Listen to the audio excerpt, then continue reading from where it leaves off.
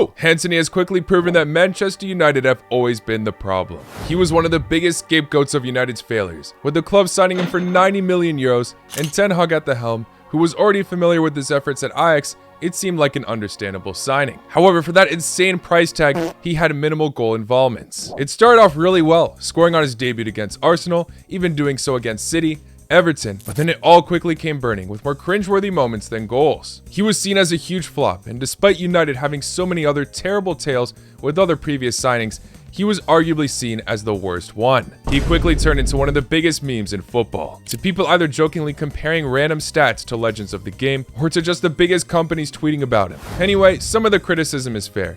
That price tag should be getting anyone guaranteed success, especially being the most expensive Eredivisie departure in history. However, Manchester United for a few seasons in a row are continuing to defy the odds. His market value during that purchase was actually 35 million according to Transfer Market, yet United splashed the cash anyway. Having a poor highlight reel exploited online, one of the most famous moves was when he was mimicking a fidget spinner, and even Man United legends had their say about it, Paul Scholes even calling him a clown. Besides that move, most of his play while he was at Manchester United was quite predictable, which is why he had so many poor performances. Since Ten Hag got sacked and Amorim has been at the helm, United still continue to be a sinking ship. But Antony has been released from the travesties going on there, and now is in sunny Spain, on loan to Real Betis since the January transfer window. Ever since then, at the time of this recording, he has already scored 3 goals in 4 matches, already a fourth of his way to equalizing his entire tally at Manchester United, where there, he got 12 goals in 96 appearances. Not just that, 3 for 3 Man of the Match awards in La Liga. An instant impact after being clowned by the entire world,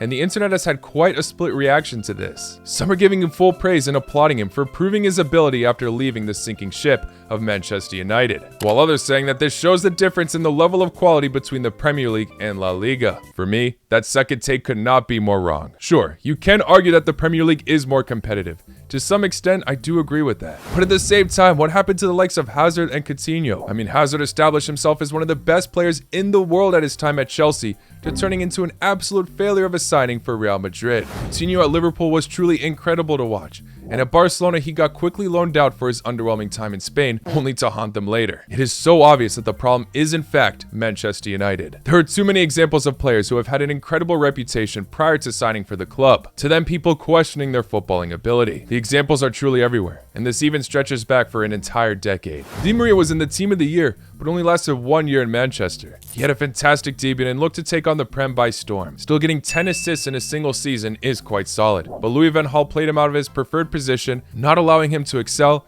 and seeking a quick escape to PSG. Another older example was Falcao. Only on loan, he still only scored 4 goals the entire season after being regarded as one of the most prolific strikers at the time. Okay, you might be saying these guys still did not prove themselves in the Prem. I mean, Falcao even had a bad spell at Chelsea right after. Then what about Alexis Sanchez, who already established himself in the Premier League, by the way, being one of Arsenal's greatest players? The season before he joined United, he got 34 direct goal contributions in 38 matches. Once he made the switch, he claimed that it was an instant regret just after a few training sessions, and was in the worst form of his entire career. Quite a few other players from this time period as well. If you want to move to more present day, there was Onana, who made many bizarre errors for the Red Devils. The season before he signed for them though, he made it to a Champions League final with Inter. Maguire was phenomenal for Leicester, and then joined Antony in the memes, and what was supposed to be the theater of dreams turned into nightmares. Casemiro was literally regarded by some as the best center defensive mid this one day, until the next day he joined Manchester United and lost all his spark and ability. To even the goats of football, Cristiano Ronaldo,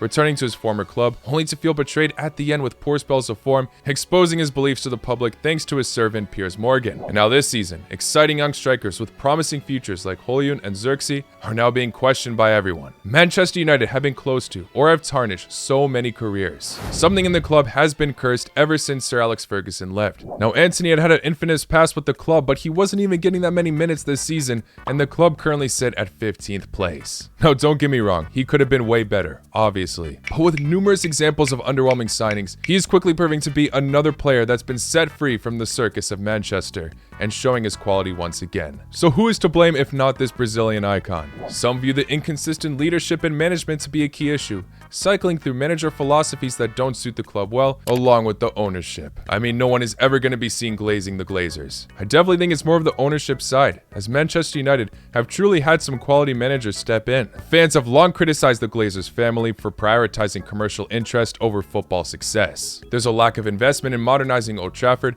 and even their training facilities. The Glazers also own an NFL team, the Tampa Bay Buccaneers, and the two clubs never really interact at all apparently due to the owners not wanting United to see the NFL team's state-of-the-art facilities in comparison to theirs. We even had Ronaldo complain how United do not take care of this matter. There's also the addition of Jim Ratcliffe, who has been accused of taking United backwards ever since he bought a minority stake at the club. He wanted to cut costs at United, but his solution has not seemed to end well, laying off over 250 employees at the club while not even thinking about reducing the players' wages. I mean, yeah, stuff like this definitely does provide a toxic environment behind the scenes throughout the club, which obviously does eventually get translated to the players. There are so many behind the scenes loopholes in the ownership that it is not the same prideful club it once was. It has completely lost its initial identity, and it will take time to rebuild. Was Antony's price tag unjustified? Absolutely. But it's not completely on him that he could not fit in well with what was already a sinking ship. I mean, look at even their newest manager, Ruben Amorim now. He was on an all-time high at Sporting, sacrificing having an incredible year with them to join United. He was battling for top 8 in the league phase of the Champions League, and now he already has 8 losses in 14 games, when he was undefeated with Sporting Football Club this season. There's so many hidden layers that go on behind the scenes with all the staff that do not get all the spotlight, but since the players and manager are the ones televised week in and week out, they are the ones that on the surface get the blame. Antony redeeming his form once again is proof, and it has nothing to do with the difference of competition in each of the leagues. There is no reason to discredit La Liga. They're still a top 5 league, with many clubs filled with legacy. Not to mention, Real Betis have been struggling prior to Antony's arrival, scraping through to survive in the Conference League while being one of the most valuable teams in the league, and they were also 12th in La Liga. They are already climbing up the table thanks to him, 8th at the time of this recording, and contributing in the Conference League as well. It would be icing on the cake if they do eventually face Chelsea next in the competition, and Antony does prove himself against a Premier League club. But what do you guys think? Am I right about United's downfall? Or am I too quick to judge as Antony only just started playing for his new club? For me, there's already too much evidence from the past, but I would still love to know your thoughts. Thank you all for making it to the end of this video. If you did enjoy, please don't forget to leave a like, subscribe if you're new, and I will see you all very, very soon. Take care. Boa noite.